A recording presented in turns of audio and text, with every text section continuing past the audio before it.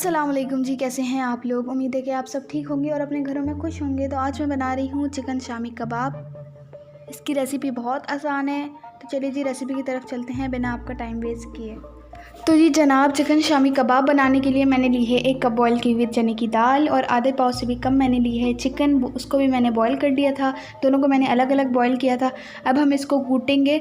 आपने juicer, blender या किसी भी मिक्सचर में नहीं कूटना इसको, वरना इसका वो टेस्ट नहीं आएगा जो हाथ से इसका टेस्ट आता है। तो आपने इसी तरह मेरी तरह हाथ से कूटना है इसको, बहुत अच्छा टेस्ट आएगा। जब तक ये पूरा मिक्सचर एक जान नहीं हो जाता तब तक आपने इसको कूटते रहना है। तो चलिए जी कूट के अब मैं वापस आती हूँ। तो जी देखिए जनाब, ये मैंने सारा इसको कूट दिया है। अब मैं इसको मिक्स कर रही हूँ। इसको जितना अच्छे से आप कूटेंगे, जितना अच्छा ये कूटेगा, उतनी अच्छे आपके शामी कबाब बनेंगे। तो अब मैंने मिक्स करा है। अब मैं इसमें ऐड करूँगी मसाले, जो कुछ यूँ हैं। सबसे पहले मैंने लिए हाफ़ टी स्पून काली मिर्च, 1 टीस्पून सूखे धनिया का पाउडर, हाफ़ टी स्पून कुटी हुई लाल मिर्च, हाफ़ टी स्पून लाल मिर्च पाउडर।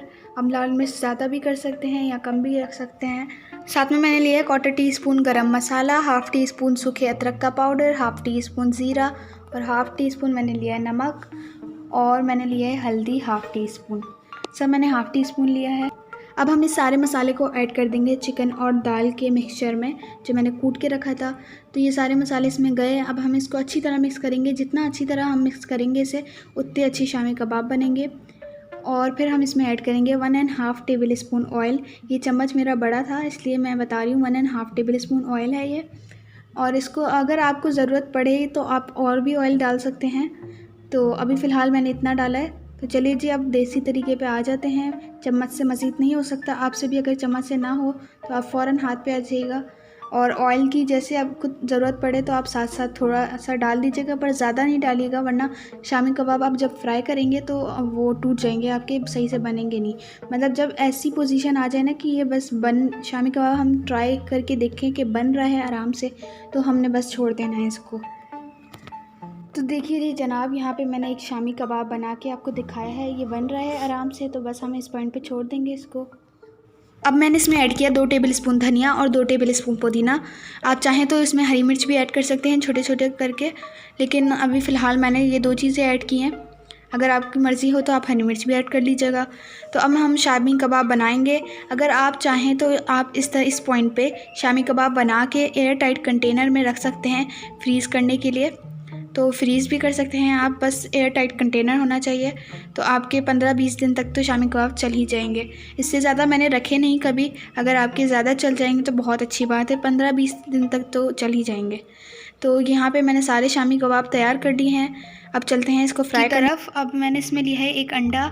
इसमें मैंने डाला चुटकी नमक और लाल मिर्च, और मैंने 1 चुटकी डाला है इसमें हल्दी। अब हम इसको मिक्स कर देंगे। इसमें डुबो के हमने शामी कबाब तैयार करने। तो ये शामी कबाब अंदर गया और ये मैंने इसमें डाल दिया। आपने यहाँ इस पॉइंट पे बहुत केयरफुली ये सब करना है, वरना आपके शामी कबाब टूट सकते हैं। आपने सारा काम बहुत केयरफुली करना है, क्योंकि जिस भी चीज़ को हम केयर देंगे वो चीज़ बहुत अच्छी तैयार होती है। तो 2-2 मिनट हमने एक साइड पकाया है इसको, क्योंकि दोनों चीज़ें पहले ही बॉयल हुई हुई थी, तो हमें ज़्यादा पकाने की ज़रूरत नहीं है। अगर आप ज़्यादा गोल्डन करना चाहते हैं तो आप ज़्यादा से ज़्यादा 4 मिनट एक साइड पका लें, लेकिन आप ध्यान रखिएगा कि जले नहीं। बाकी इसे बनाने में कोई मुश्किल नहीं है, बहुत आसान है शामी कबाब बनाना।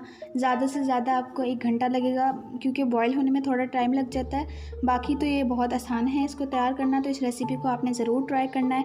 रेसिपी आपको पसंद आई है तो आपने लाइक करना है। तो यहाँ पे मेरे तैयार हो गए हैं शामी कबाब, और मैंने थोड़े शशके मारने के लिए ये सब सजावट की है। आपको कोई ज़रूरत नहीं है। आपके शामी कबाब जैसे ही तैयार हो, आप लीजिएगा प्लेट और केचप लीजिएगा और खाना शुरू हो जाइएगा। मेरी तरफ से आपको परमिशन है। तो जी जनाब, रेसिपी पसंद आई है तो आपने करना क्या है, इस रेसिपी को लाइक करना है।